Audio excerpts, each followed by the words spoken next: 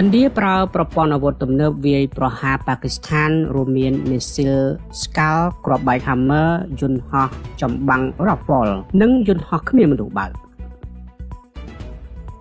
ជាលើកដំបូងចាប់តាំងពីសង្គ្រាមឆ្នាំ1971ឥណ្ឌាគឺបានដាក់ពង្រាយសេវាកម្មទាំង3រួមមានកងទ័ពជើងគោកកងទ័ពជើងទឹកនិងកងទ័ពអាកាសនៅក្នុងការវាយប្រហារជាក់លាក់មួយដែលបានសម្របសម្រួលបើយោងតាមសារព័ត៌មាន The Times of India ចេញផ្សាយនៅថ្ងៃទី7 ខែឧសភាឆ្នាំ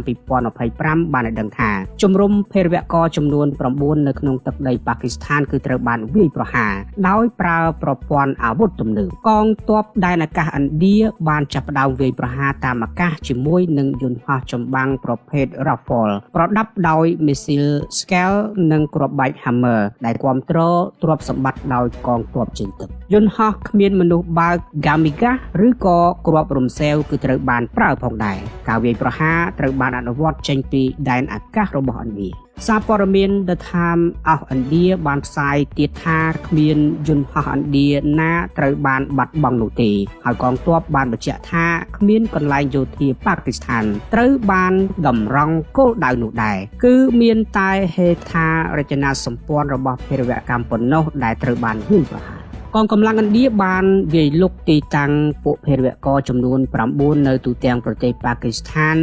និងប៉ាគីស្ថានកាន់កាប់នៅតំបន់កាស្មៀរដែលពេលនេះត្រូវគេហៅថាជាប្រតិបត្តិការស៊ីនឌូក្រសួងការពារជាតិឥណ្ឌាបានបញ្ជាក់អំពីការវាយប្រហារជាក់លាក់ដោយបញ្ជាក់ថាពួកគេមិនមានការកើនឡើងនោះទេហើយផ្ដោតតែទៅលើជនល្មើសនៃការវាយប្រហារទៅលើ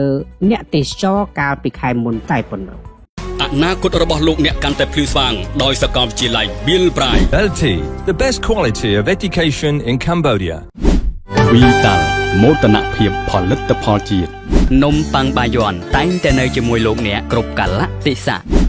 ទឹកពិសាកម្ពុជាជម្រើសដ៏ឆ្លាតវៃសម្រាប់សុខភាពអូខេដេវីឡាយើងជាអ្នកអភិវឌ្ឍអចលនទ្រព្យដែលរីកចម្រើនលឿនបំផុតនៅកម្ពុជាNagavel ទទួលយកនៅបទពិសោធន៍ដ៏អស្ចារ្យពីមណ្ឌលកំសាន្តប្រចាំតំបន់ទន្លេមេគង្គ